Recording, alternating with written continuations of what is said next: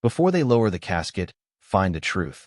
The homeless woman whispered as she caught my sleeve outside my wife's funeral, and those words stopped me more completely than the church bells echoing through the cold morning air. My name is Thomas Walker. I was 67 years old that November morning, standing beneath a gray Midwestern sky while friends and relatives gathered to say goodbye to my wife of 43 years, Margaret. I had spent the previous week moving through life like a man walking underwater, hearing voices but barely understanding them, answering phone calls without remembering the conversations afterward, signing papers without reading them. Everything felt distant except the unbearable silence Margaret had left behind. The funeral home sat at the edge of a quiet cemetery, surrounded by towering maple trees that had already surrendered most of their autumn leaves. Black sedans lined the parking lot. Fresh flowers rested near the entrance. I recognized neighbors, old co-workers, church friends, and cousins I had not seen in years. They all wore expressions of sympathy, yet none of their faces stayed in my memory. I only wanted to make it through the service without falling apart. I adjusted my black tie and took one slow breath before climbing the front steps. That was when someone reached out and gently touched my coat sleeve. The hand was thin, weathered, and surprisingly steady. I turned and found a woman standing beside the stone wall bordering the church property. Her coat was faded. Her shoes had seen better years. A knit cap covered silver hair that escaped around her face. Most people walking past barely looked at her. Some assumed she was simply another homeless woman hoping for spare change. But she never asked for money. She looked directly into my eyes as though she had known me for decades. "Mr. Walker," she said softly. My heart skipped. I had never seen her before in my life. "Someone needs to see you first." I frowned, convinced grief had begun playing tricks on my mind. "I'm sorry," I answered politely. "You must have mistaken me for someone else." She slowly shook her head. "No. Margaret asked me to stop you before you walked inside." My entire body went still. Hearing my wife's name spoken by a stranger felt impossible. "What did you say?" I asked, barely able to form the words. The woman glanced toward the church entrance where guests continued arriving. My son Daniel stood near the front doors greeting relatives alongside his wife, Melissa. They hadn't noticed us. The woman reached into the pocket of her worn coat, but did not remove anything. Instead, she lowered her voice. "Your wife knew this day would come. She asked me to wait here, no matter how long it took."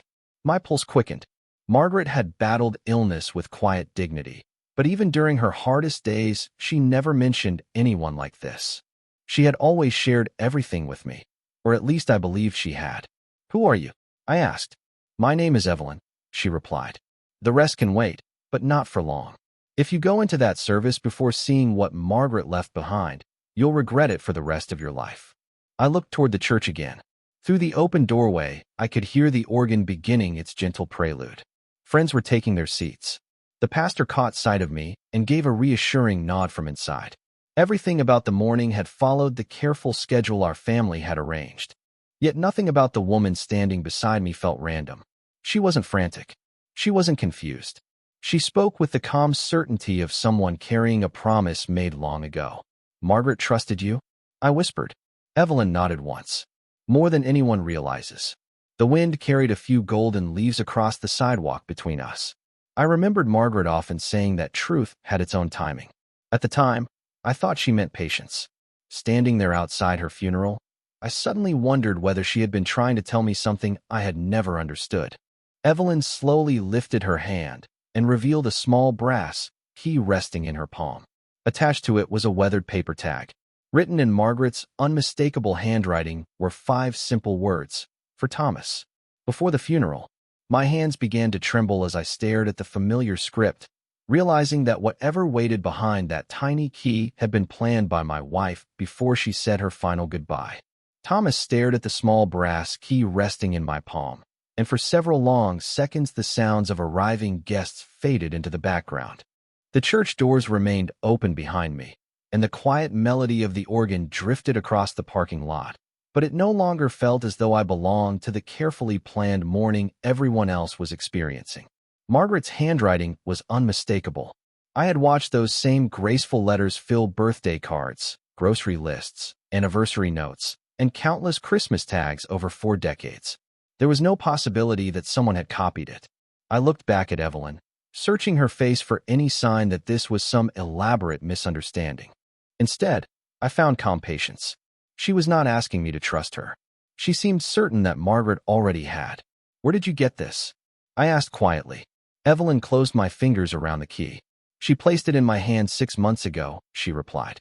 "She told me that if the day came when you were standing outside her funeral, I was to stop you before you walked through those doors." 6 months. That was before Margaret's health had declined so rapidly. She had still been tending the roses behind our house and insisting she would be planting tulips for the following spring. I remembered teasing her about planning too far ahead. She had smiled without answering. Looking back now, I wondered whether she already knew time was running shorter than she admitted. "She never mentioned you," I said. Evelyn nodded without offense. She promised she would not. She believed it was the only way to protect what she was preparing. I turned toward the entrance again. Daniel caught sight of me from across the walkway and raised a hand as though asking whether everything was all right. I forced a small nod. He disappeared back inside to greet another group of relatives. Melissa stood beside him, offering polite hugs and quiet smiles. They looked exactly like a grieving son and daughter-in-law should. Yet Margaret's final instruction echoed inside my mind. "Someone needs to see you first." "Where are we going?" I asked.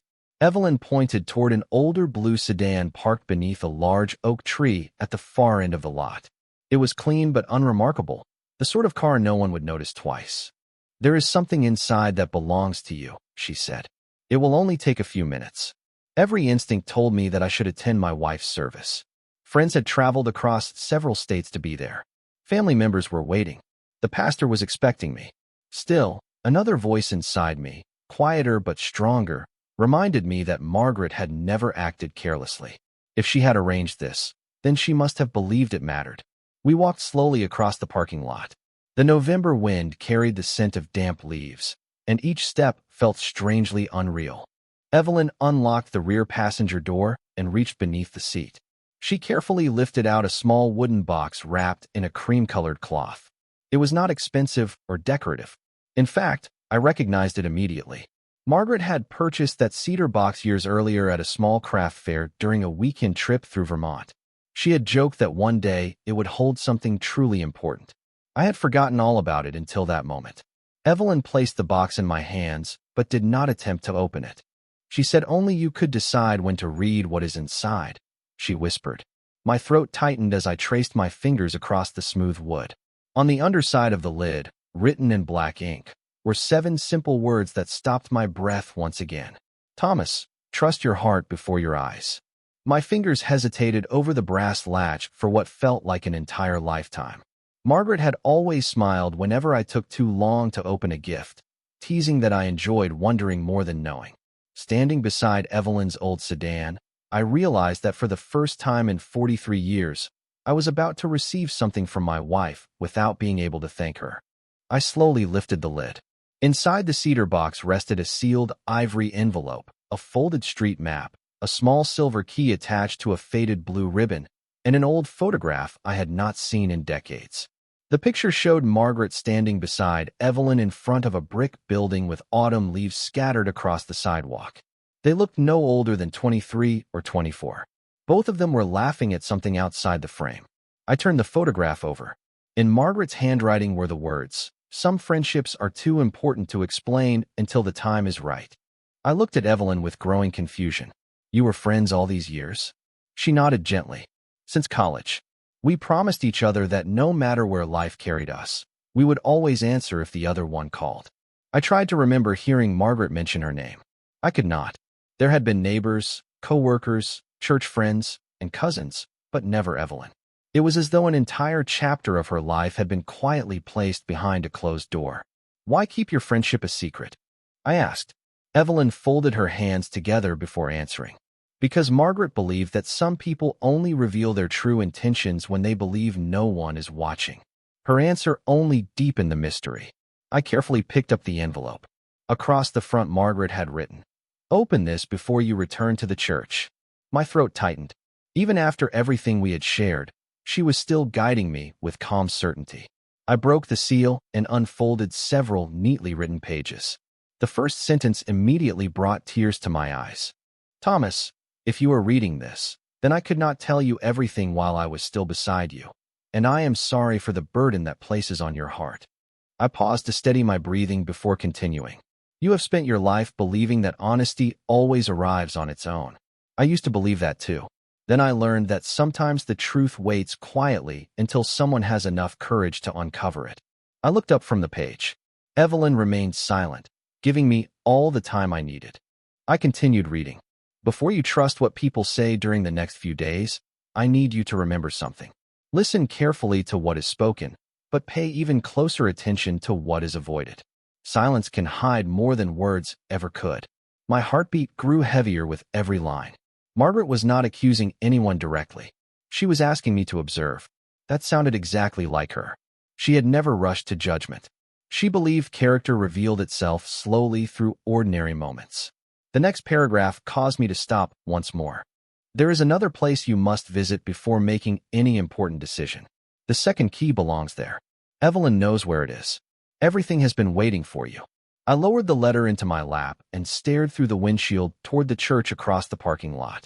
Guests continued arriving, unaware that my carefully ordered world had quietly shifted beneath my feet.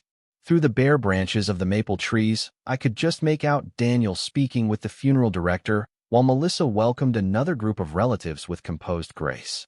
Nothing appeared unusual. Nothing appeared wrong. Yet Margaret had spent months preparing this path for me, leaving clues one careful step at a time. I turned back to Evelyn. What is at the other place? She met my eyes with quiet compassion before answering. The beginning of the questions your wife could not safely ask while she was alive, and perhaps the answers she prayed you would eventually find. I folded Margaret's letter with the same care she had always used when placing family photographs into albums, afraid that even the smallest crease might somehow disturb the final conversation she had chosen to leave behind. Evelyn reached into the glove compartment and unfolded the old street map that had been resting beneath the envelope. A small red circle had been drawn around an address on the eastern side of town, a neighborhood where Margaret and I had not been in years. I recognized the area immediately. It was filled with converted brick warehouses, small antique stores, and family-owned businesses that had somehow survived while everything around them changed. What is there? I asked once again. Evelyn gently touched the second silver key that still rested inside the cedar box. A storage unit, she answered. Margaret rented it almost 2 years ago. 2 years. The number echoed in my mind. That was around the same time Margaret had quietly become more interested in organizing old documents at home. She had insisted on sorting tax records, insurance papers, family photographs, and boxes that had not been opened since we moved into our house more than 20 years earlier. At the time, I thought she simply wanted to leave everything neat for our children someday. Now I wondered if she had been gathering something entirely different. Did Daniel know about this? I asked. Evelyn slowly shook her head. No one was supposed to know except me. I leaned back in the seat and closed my eyes for a brief moment. Memories that once seemed ordinary began connecting themselves in unexpected ways. I remembered evenings when Margaret said she was meeting an old friend for coffee. I remembered afternoons when she returned home carrying nothing but a calm smile and telling me she had enjoyed getting out of the house for a while. I had never questioned her because trust had always been the strongest part of our marriage. Now I realized she had been protecting not only a secret, but perhaps me as well. Why did she think all of this had to wait until today? I asked quietly. Evelyn looked through the windshield toward the church before answering. Because she believed that once people thought her voice was gone forever, they would stop pretending. Those words settled heavily inside me. Margaret had always been remarkably observant. She noticed changes in people's expressions before anyone else did. She remembered conversations that others forgot. She often told me that character was revealed during moments when people believed no one was paying attention. I simply never imagined she had been applying that wisdom inside our own family. My phone vibrated in my jacket pocket. Daniel's name appeared on the screen. I hesitated before answering. "Dad? Where are you?" he asked, his voice polite but carrying a trace of concern. "The service is about to begin. Everyone is asking for you." I looked across the parking lot at the church entrance. The doors remained open. Guests continued filing inside, while the organ music drifted softly into the cold morning air. "I just needed a few minutes," I replied honestly. "I will be there soon." "Are you all right?" he asked. "I am trying to be." I answered before ending the call. I slipped the phone back into my pocket without another word. Evelyn remained silent until I spoke again. If I walk away from the funeral now, I will never forgive myself. She nodded with complete understanding. Margaret expected you would say that. She never wanted you to miss saying goodbye. She only wanted you to know that goodbye was not the whole story. I looked down once more at the cedar box resting across my knees. The 2 keys, the photograph, the map, and Margaret's letter no longer felt like scattered clues. They felt like the careful beginning of a path she had designed long before illness entered our lives. Somewhere beyond that church service waited answers she believed I needed more than comfort. For the first time since losing her, I realized that my wife had not left me only with grief. She had also left me a purpose. Thomas and Evelyn walked together toward the church entrance without speaking. The cedar box remained tucked securely beneath my arm, hidden beneath my overcoat, while Margaret's letter rested safely inside my jacket pocket. Every few steps, I found myself touching the paper, almost expecting it to disappear. It was difficult to believe that my wife had planned so carefully for a day she knew she would never witness. As we reached the front steps, Evelyn stopped. "This is where I leave you for now," she said gently. "People are expecting to see family, not strangers." I nodded, grateful for her understanding. "Will I find you again?" I asked. She smiled with quiet confidence. "You will not need to search. Margaret arranged that too." Before I could ask another question, she turned and walked back toward the sidewalk, blending naturally into the small crowd moving through the parking lot. Within moments, she was almost impossible to distinguish from everyone else. I stood alone for a moment, watching the autumn breeze carry a few dry leaves across the stone walkway. Then I opened the church door and stepped inside. Warm air replaced the November chill. Soft music floated through the sanctuary, and the familiar scent of polished wood and fresh lilies filled the room. Friends rose from their seats to offer handshakes, quiet embraces, and words of sympathy. I thanked each of them sincerely, though my thoughts remained fixed on the letter in my pocket and the unanswered questions waiting beyond the funeral. Daniel approached me with visible relief. "Dad, we were getting worried," he said as he placed a reassuring hand on my shoulder. The pastor was about to begin. "I just needed a little time," I answered. He searched my face carefully, perhaps noticing that something had changed, but he simply nodded. Melissa stepped beside him and gently squeezed my arm. "Everyone is here for you," she said softly. "Margaret would have wanted us together today." Her words sounded kind, and I believe she intended them that way. Yet Margaret's final advice echoed once again in my thoughts. Listen carefully to what is spoken, but pay even closer attention to what is avoided. I realized that from this moment forward, I would notice details I might once have overlooked. The service began quietly. The pastor spoke about faith, devotion, and the lasting influence of a life lived with compassion. As photographs of Margaret appeared on a screen near the altar, I smiled through tears. There she was planting tomatoes in our backyard. There she was holding our newborn son. There she was laughing beside the lake during our 40th anniversary trip. Every image reminded me of the woman I thought I knew completely. Yet hidden behind those familiar memories was another part of her life that had remained invisible until today. After several readings from Scripture, the pastor invited family members to share memories. Daniel stood first. He spoke warmly about Margaret's generosity, her patience, and the way she made every holiday feel special. His voice trembled with genuine emotion.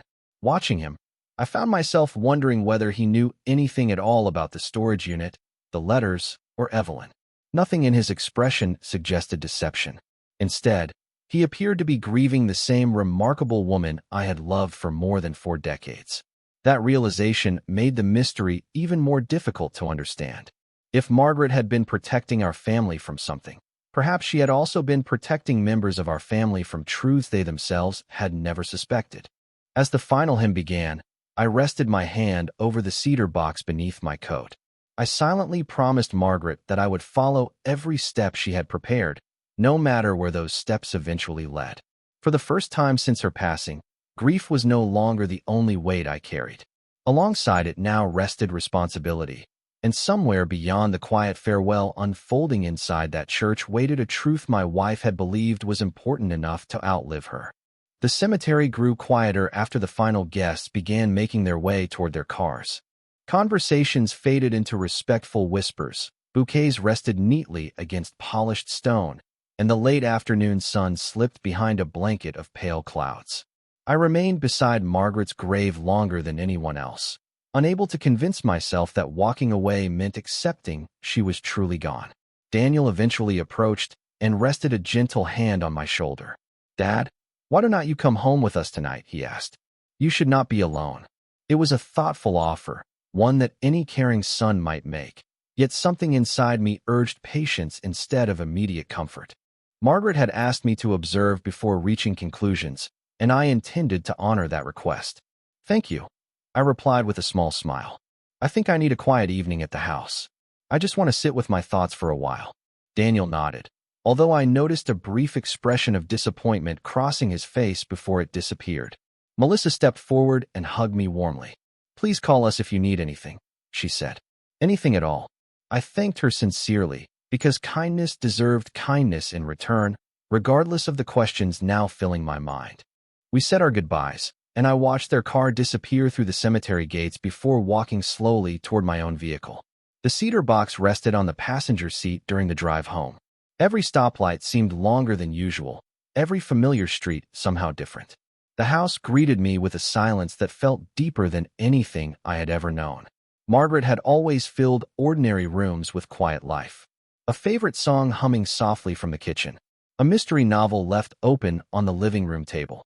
Fresh flowers arranged without any special occasion. Now every object remained exactly where she had left it, but the warmth that had connected them all was missing.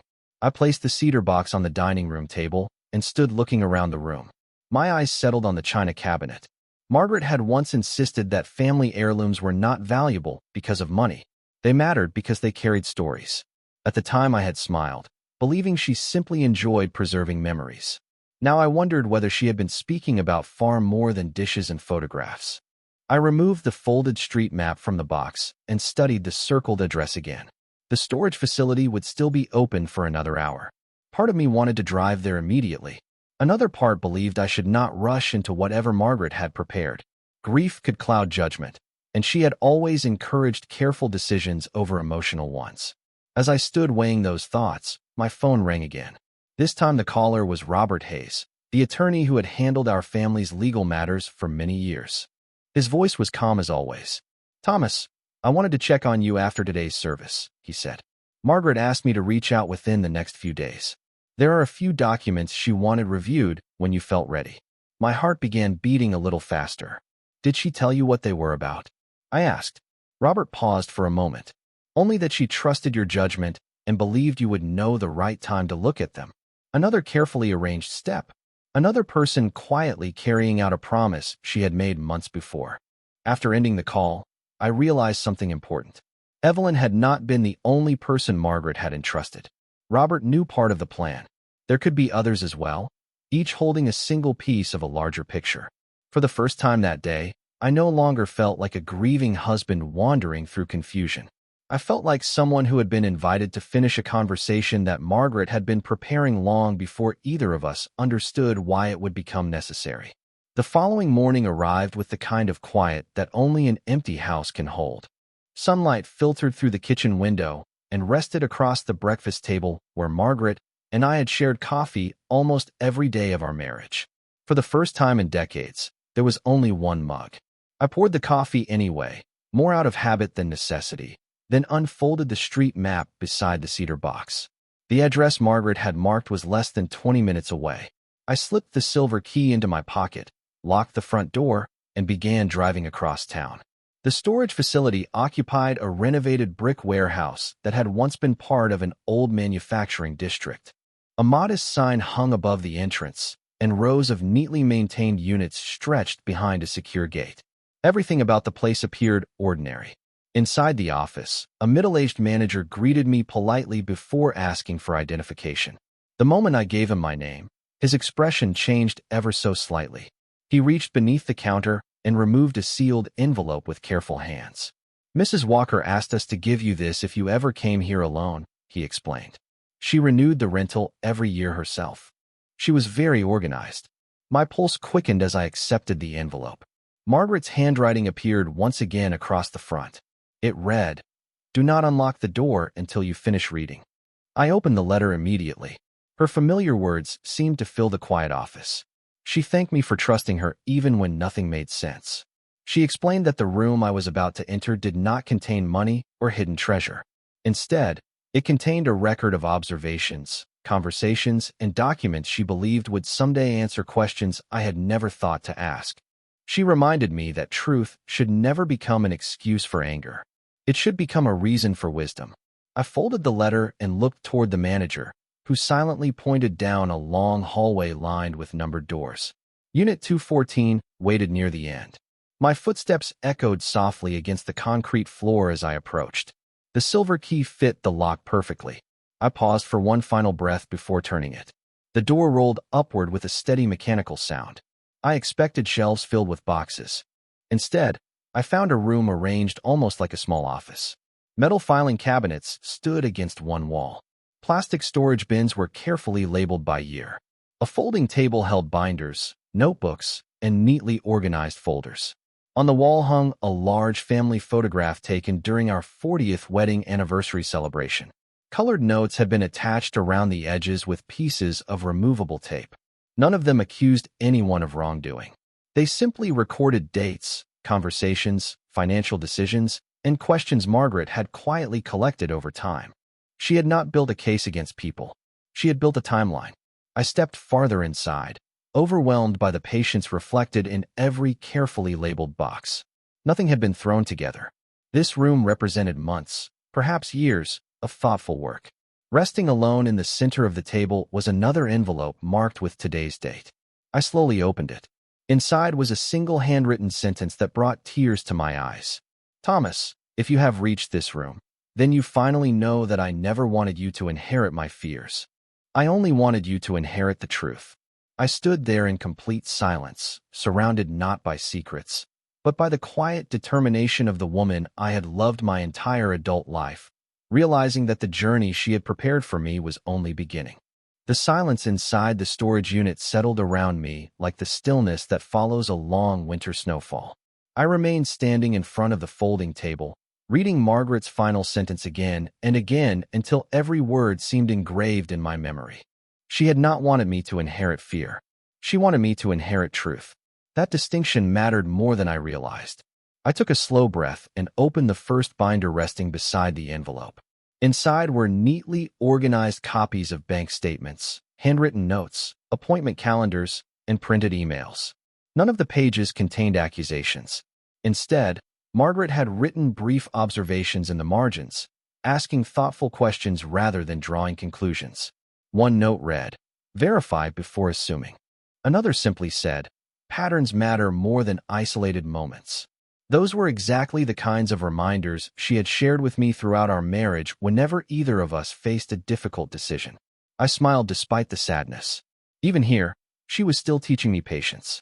Near the back of the binder, I found a small digital memory card sealed inside a protective envelope. Attached to it was another handwritten message. "Watch this only after you have seen everything else." I placed it carefully in my pocket without opening it. Margaret had arranged each step deliberately, and I trusted her enough to follow the order she had chosen. My attention shifted to a row of plastic storage bins labeled by year. The oldest contained photographs, newspaper clippings, and family records stretching back more than a decade. Another held correspondence with accountants, attorneys, and financial advisors. Everything had been preserved with remarkable care. I realized this room was not the product of suspicion. It was the product of responsibility. Margaret had anticipated that one day someone might need a complete picture rather than scattered memories. As I continued sorting through the files, I noticed a familiar name appearing several times. Robert Hayes. Every document involving our attorney had been highlighted with small yellow tabs. None suggested wrongdoing. Instead, Margaret had repeatedly noted that Robert was one of the few people she trusted completely. That brought me unexpected comfort. At least I knew I would not have to face the coming days entirely alone. I gathered the binders into a neat stack before locking the storage unit once again. I decided nothing should leave the building until I understood exactly what Margaret had collected. As I stepped outside, the crisp afternoon air felt different from the heavy grief that had surrounded me only a day earlier. The pain of losing Margaret remained, but it now walked beside a growing sense of purpose. During the drive home, I found myself remembering one quiet evening from several years earlier. We had been sitting on our back porch watching the sun disappear beyond the trees when Margaret suddenly asked me a question that had seemed unusual at the time. "Thomas," she had said with a gentle smile, "if life ever surprised you after I was gone, would you promise to stay curious instead of becoming bitter?" I had laughed softly and told her she always asked impossible questions. She simply reached across the table and squeezed my hand. "Curiosity keeps the heart open," she replied. "Bitterness closes every door." I understood those words now in a way I never could have back then. Whatever truths waited ahead, I would not meet them with anger. I would meet them the way Margaret hoped I would, with patience, honesty, and the quiet determination to understand before judging. As I pulled into our driveway, the late afternoon light reflected softly across the windows of the home we had built together. For the first time since her passing, I no longer felt that I was returning to an empty house. Instead, I felt as though Margaret had somehow left a trail of quiet conversations waiting for me, each one bringing me a little closer to understanding the remarkable woman I thought I had known completely. Several weeks passed before I finally gathered the courage to view the memory card Margaret had placed inside the storage unit. I waited until the house was quiet, made a cup of coffee the way she always preferred it, and sat in the living room where we had spent countless evenings together. The recording began with Margaret smiling gently into the camera. She looked tired but peaceful. "Thomas," she said, "if you are watching this, then you followed every step exactly as I hoped you would. Thank you for trusting me one more time." I listened without speaking. She explained that the binders, letters, and notes had never been created to expose or embarrass anyone. They were meant to preserve the truth in case memories faded, misunderstandings grew, or difficult decisions eventually had to be made. She reminded me that families were complicated, that good people sometimes made poor choices, and that forgiveness was impossible without honesty. Then she said something I will never forget. "Do not spend the years you have left searching for someone to blame. Spend them protecting what is still worth loving." When the recording ended, I remained seated for a long time, staring at the dark television screen. The answers I had expected were different from the ones Margaret chose to leave behind. She had not asked me to carry resentment. She had asked me to carry wisdom. The following afternoon, I met Robert Hayes in his office. Together, we reviewed every document Margaret had organized. Her records clarified old financial questions, corrected several misunderstandings, and ensured that every legal instruction reflected her true wishes. Nothing dramatic happened. No family argument erupted. No accusations filled the room. Instead, the quiet preparation Margaret had made prevented confusion before it could become conflict. When everything had been signed and safely filed, Robert closed the final folder and smiled. "Your wife thought farther ahead than almost anyone I have ever known," he said. I could only nod in agreement.